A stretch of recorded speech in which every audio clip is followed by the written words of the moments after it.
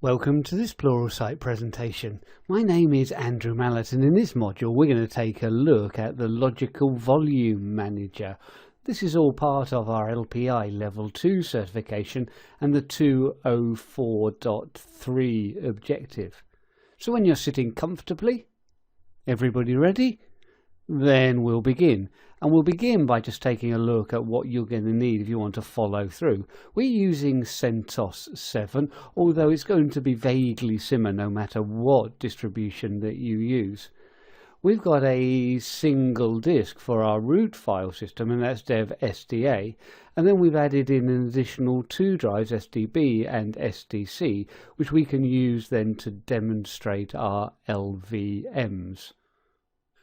So Pluralsight have on the menu for you today a little bit of the three horsemen of the apocalypse, or the three elements of your LVM management.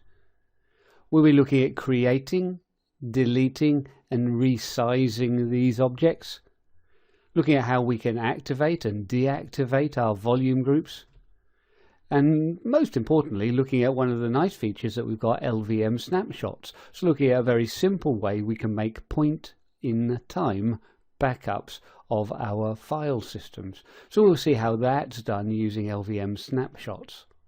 So LVMs, Logical Volume Management.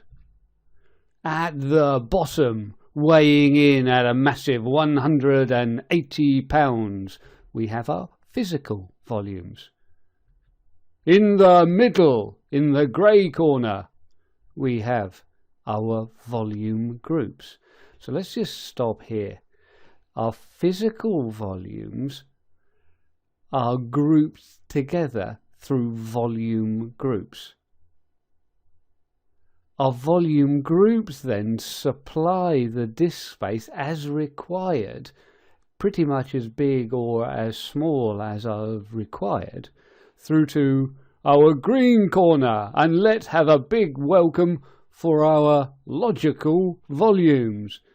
So it's these that become our virtual disks, if you like, that we end up going in and creating file systems on and mounting. So we can then configure our volumes more or less at any size by looking at what space is available in the volume group. The logical volume itself is still not the file system, so we say we have to then go through and format it. So in our last module we were looking at iSCSI, and we suggested that we're more likely to be using logical volumes because then it's very easy to deliver the exact space that's required by the client. The real advantage if you're using this outside of, let's say, an iSCSI environment, more normally LVMs are used all over the place, is it just allows you to easily expand a volume if you're running out of disk space. We just supply an extra physical volume, extend our volume group, and then we can go ahead and extend our volume.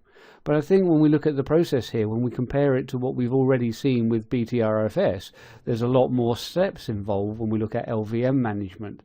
That said, LVM is the tried and tested way of doing things. So until you're rigorously sure that everything is going to work in your environment, we're going to stick with the trusted way of doing things.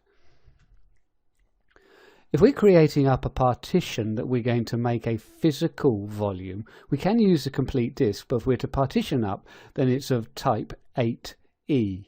That's 8E for echo, not 8E as in the number after 79. So let's take a look then at setting up a simple LVM.